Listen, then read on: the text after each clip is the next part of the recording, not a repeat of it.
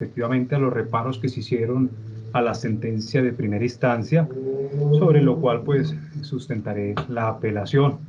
Y lo que debemos decir es que, aunque en el asunto de la referencia se le dio el tratamiento de actividades peligrosas, concluyó la honorable juez de primera instancia que, abro comillas, su conducta objetiva, la una operadora de una cantera y la otra encargada del transporte y comercialización del material extraído de la misma, no intervinieron en la secuencia causal que culmina con el fatal accidente.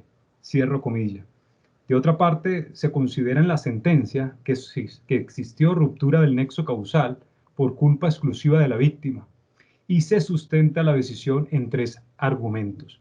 El primero es que la víctima, dice la sentencia, asumió los riesgos propios de movilizarse en un tractocamión y estos se concretaron. El segundo, que la víctima violó el artículo octavo del decreto 2222 del 93 al ingresar sin autorización a la mina. Y el tercer argumento para fundamentar la culpa exclusiva a la víctima es que el estado de alicoramiento impidió que la víctima se percatara de ruidos o movimientos. Estos fueron los tres fundamentos de la culpa exclusiva de la víctima en la sentencia. Y nos referiremos al primero de estos de la siguiente manera. Abro comillas, así dijo la sentencia. Resolvió movilizarse en un volco Platón de un tractocamión que finalmente se concretó, de donde viene que la conducta de la víctima tuvo la potencialidad de quebrantar el nexo causal en la medida en que actuó en forma imprudente sin verificar los riesgos existentes. Y la primera pregunta que debemos hacernos es cuáles eran esos riesgos que asumió el joven Bastidas cuando decide ingresar al interior del volco, para definitivamente mirar si efectivamente esos riesgos se concretaron y si era la muerte el riesgo que él enfrentaba. Lo cierto es que en el momento en que él ingresa al volco del tractocamión, el riesgo previsible para el joven Bastidas es, uno, que ocurriera un accidente de tránsito. Eso era previsible, pero no se concretó. Otro riesgo que era previsible para él era que si lo detectaban en el interior del volco, sin haber sido ingresado con autorización, es que lo sacaran de allí.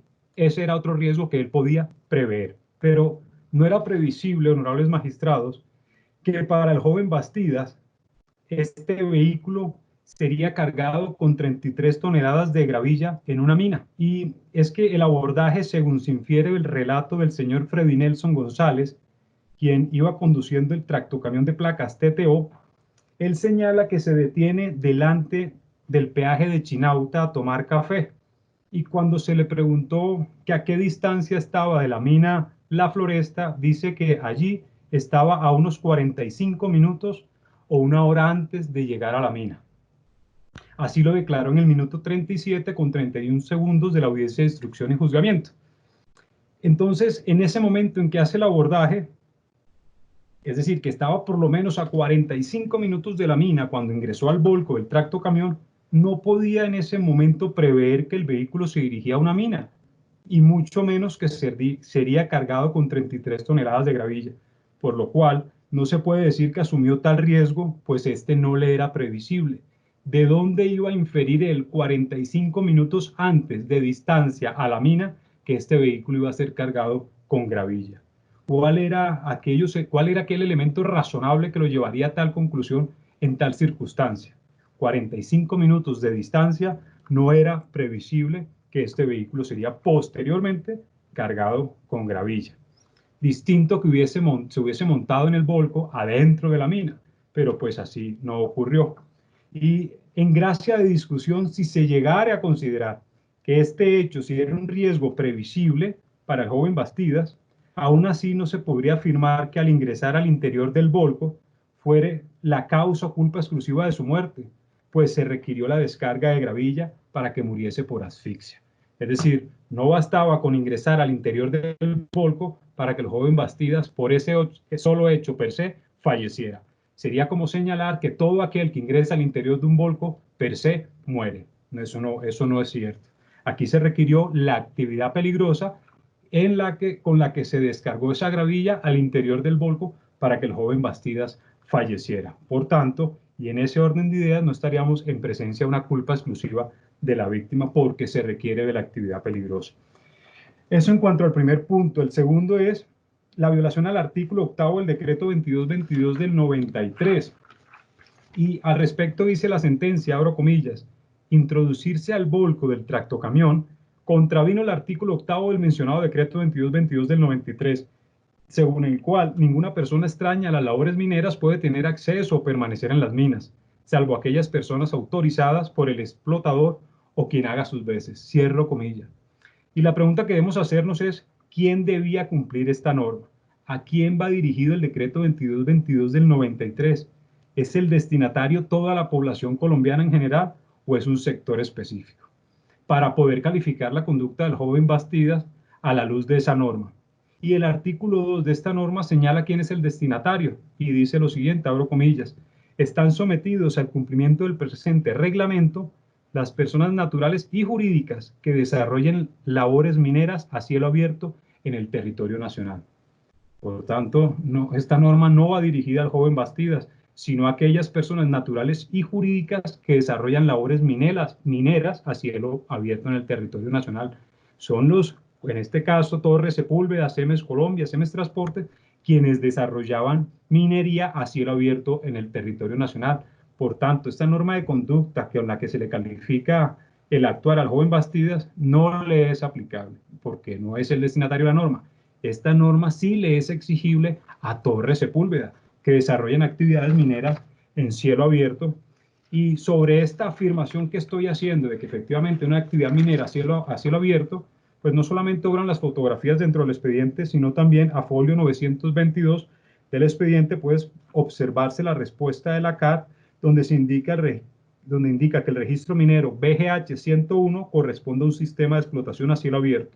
A folio 731 se encuentra la oferta mercantil que dio origen a la relación comercial entre Torres Sepúlveda y Cemes Colombia, y a folio 733 señala que el suministro de agregados se realiza con la cantera identificada con el registro minero BGH 101, es decir, minería a cielo abierto.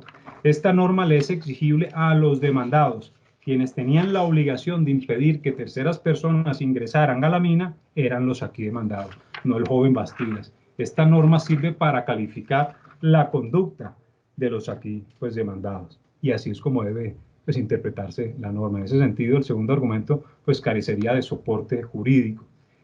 El tercer argumento que menciona la sentencia sobre percatarse de los ruidos y movimientos, miremos lo que dice, abro comillas, dice así, agravado por el hecho que lo hizo bajo los efectos del alcohol, que al parecer no le permitieron percatarse de ruidos o movimientos, pues el artículo 103 del referido decreto consagra la puesta en marcha y parada de la banda transportadora deberá estar precedida de una señal acústica o luminosa fácilmente perceptible.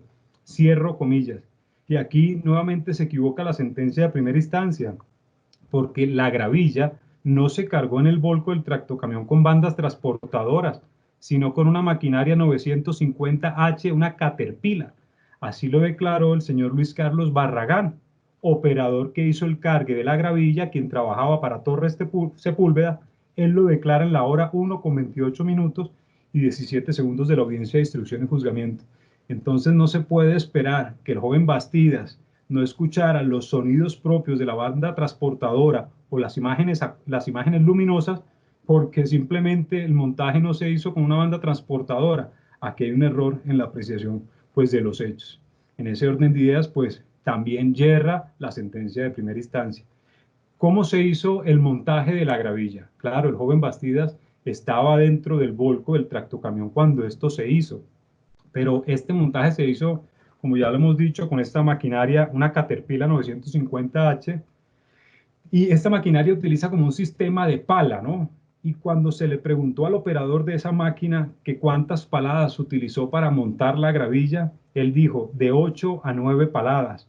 Así lo dijo Luis Carlos Barragán, que reitero es el operador de esta maquinaria, en la hora 1:30 y 15 segundos de la audiencia de instrucción y juzgamiento. Y también se probó que habían 33 toneladas de gravilla al interior del volco.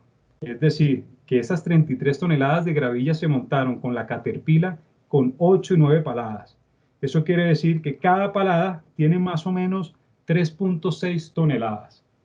Esta fue la forma en que se hizo el montaje de la gravilla, a punta de paladas con una Caterpillar.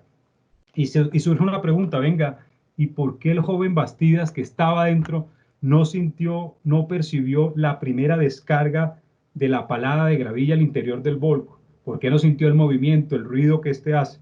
Y la respuesta no es otra, sino que él fallece con la primera palada. Con la primera descarga de la gravilla, 3.6 toneladas, le quitaron la vida. Fue la primera. ¿Quién de los que está aquí presente puede levantarse 3.6 toneladas de gravilla de encima? ¿Y de dónde saco yo que efectivamente fue con la primera palada? Pues de dos medios de prueba. Uno es la declaración que hace el señor Hernán Morón. Este señor es el operador de CEMES en la planta 240. Este señor estaba presente cuando el tractocamión llegó a la planta 240 aquí en Bogotá y observó cuando la gravilla se descargó del tractocamión al suelo. Este señor en la hora 1 con 2 segundos y con 2 minutos y 14 segundos de la audiencia de instrucción y juzgamiento, cuando el doctor de Torres Sepúlveda le pregunta que en relación a la descarga del volco, de la gravilla, la descarga del volco, ¿dónde estaban los cuerpos? Él dice, en la parte de adelante, cerca de la cabina, cuando el vehículo se cargó. Esto es lo que concluye el señor Hernán Morón. Y si unimos esta declaración a lo que dice Luis Carlos Barragán, que repito fue la persona que hizo el montaje de la gravilla con la Caterpillar, y cuando se le pregunta cómo hizo el montaje al interior, él dice, la gravilla fue puesta de adelante hacia atrás, es decir, de la cabina hacia atrás. Así lo declara en la hora 1 con 29 minutos y 57 segundos. Es decir, fue la primera descarga de gravilla de los 3.6 toneladas la que le quitó la vida al joven Bastidas y a su amigo. Entonces no tuvo tiempo para escuchar una primera caída, una primera descarga, una segunda para reaccionar y evitar pues el fatal suceso. Así fue entonces como ocurrió pues estos hechos, que no coincide con lo que la honorable juez de primera instancia concluyó en la sentencia. Por lo anterior, debemos decir que la causa de la muerte del joven Bastidas no es solamente el ingreso al volco, es que ello no le causó la muerte. Lo que le causó la muerte fue la descarga de 3.6 toneladas de gravilla encima de su humanidad. Y esta descarga se desató en virtud de la actividad peligrosa desarrollada por Torres Sepúlveda, por CEMES Colombia y por CEMES Transporte. Eso no nos podemos tapar los ojos como quien no quiere ver la verdad. Y hay prueba de que efectivamente fue la descarga de gravilla la que le quitó la vida. De una parte está la huella de un zapato que coincidió con la del zapato del joven Bastidas en la parte posterior del volco. Y esto pues indica que efectivamente ingresó al volco por sus propios medios.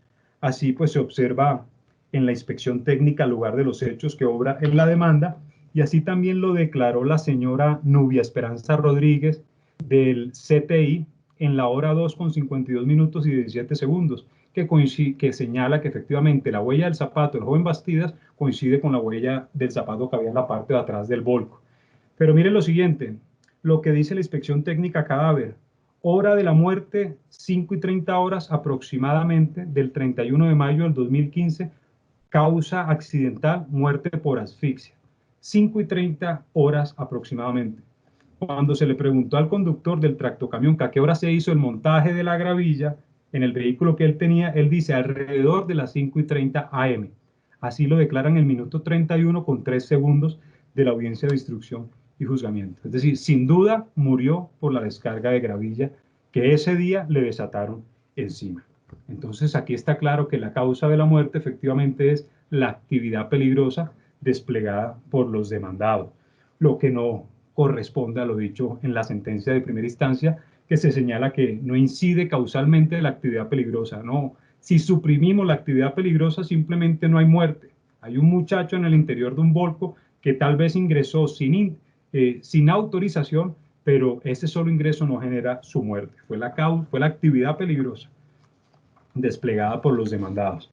Y ya sabemos, señores magistrados, que cuando se trata de actividades peligrosas no le corresponde a la víctima probar una culpa, una negligencia, sino que basta comprobar la existencia de la actividad peligrosa, el daño y el nexo causal. Y aquí está claro que sin actividad peligrosa no hay muerte. Entonces se concluye sin lugar a dudas que esta fue pues la causa del deceso. Pero más allá de esto se encuentra probado varias culpas. Miren, más allá de la actividad peligrosa resultó probado una culpa adicional, una culpa adicional. Miremos el comportamiento de Cemes Colombia a la luz del estándar del buen hombre de negocios. Cemes Colombia S.A., un año antes de la ocurrencia de estos hechos, había presentado un evento similar.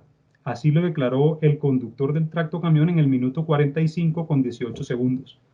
Pero a más de este evento anterior, 3 meses antes de la ocurrencia de estos hechos, 2 personas más habían muerto en la mina de agregados de Apulo, donde fueron encontrados sin vida al interior de un volco de un tractocamión 2 personas. Así lo declaró el señor Néstor de la Torre Ariza, jefe de seguridad de Cemes Colombia S.A., ante la Fiscalía, documento que nosotros aportamos, y lo confesó también el representante legal de Cemes Colombia en la audiencia minuto 22,4. ¿Qué haría un buen hombre de negocios si ve que su actividad genera riesgos y estos riesgos implican la muerte de personas? ¿Cuál es la conducta prudente que se espera de él para que esto no acontezca? ¿Actuó de acuerdo con el estándar del buen hombre de negocios? ¿Cuántos muertos necesitaba Cemex para que tomara medidas de precaución óptimas y que evitara la muerte de otros ciudadanos? Con todo respeto, es el riesgo propio de esta actividad, la industria minera, la que le causó la muerte al joven Bastidas y a estas personas que ya he mencionado y que sirven como experiencia para el empresario para tomar medidas idóneas. Entonces, a la luz inclusive del buen hombre de negocios, vemos que aquí hay una conducta imprudente e impropia.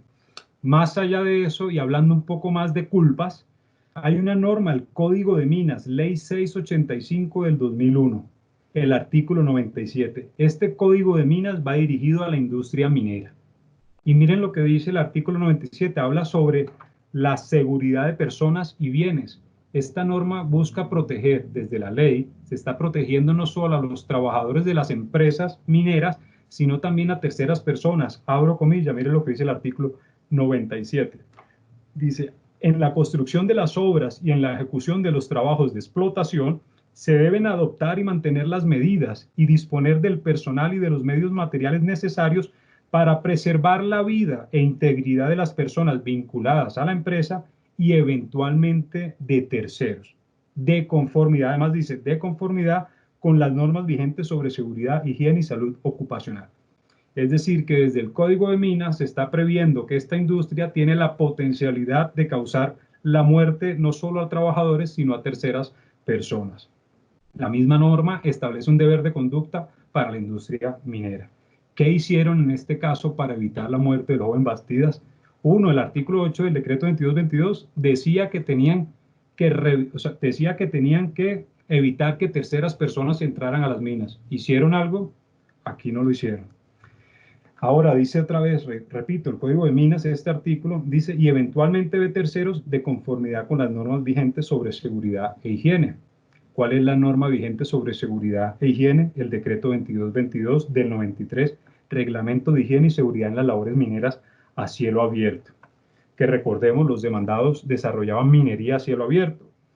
El artículo 98 establece otro deber de conducta que está unido al artículo 97 del Código de Minas, no lo deroga, lo complementa. Y el artículo, por tanto, si el Código de Minas dice que se protege la vida tanto de las personas vinculadas a la empresa y eventualmente de terceras personas, pues este reglamento de higiene no pretende no proteger la vida de terceras personas. Y ya terminando, miren lo que dice entonces el reglamento en el artículo 98. A todo equipo o máquina que se opere en minas a cielo abierto se le deberá realizar una revisión preliminar antes de ponerlo en movimiento e identificar el área de trabajo evaluando riesgos potenciales y verificar que no haya personas. Esto dice el decreto 2222 del 93, Reglamento de Higiene y Seguridad. Evaluando riesgos potenciales y verificar que no haya personas. Señores magistrados, jamás se revisó el interior del volco. Jamás se revisó que hubiesen personas alrededor de donde se estaba haciendo la operación de montaje de carga. Y así lo declaró tanto el conductor del tractocamión como el de la Caterpillar. Así lo confesó el conductor del tractocamión en el minuto 40,14 de la audiencia de instrucción y juzgamiento y el conductor de la Caterpillar en la hora 1,27 minutos y 24 segundos, quien declara, y ruego 30 segundos adicionales, por favor, quien declara quien declara que efectivamente no revisaron el interior del Volvo. Entonces, actividades peligrosas, riesgos propios creados por la actividad peligrosa, generó, 1, el daño. 2, estándar de conducta del buen hombre de negocios también violentado. 3, normas de código de minas y esta última que acabamos de mencionar, reglamento de higiene, también violentados. Y todas inciden jurídica y fácticamente en la muerte del joven Bastidas. Y como último razonamiento, honorables magistrados, si lo miramos desde el estándar del análisis económico del derecho de daños, miremos cuánto costaba la medida óptima, la medida de precaución para evitar el costo del accidente. La medida de precaución equivalía a 15 o 30 segundos para revisar el interior del Volvo. A cambio, el costo del accidente era la vida de 2 personas y ahora tenemos 2 niños sin su padre, una pareja sin su esposo y un padre sin su hijo en virtud de la actividad peligrosa. Muchas gracias. A usted, abogado.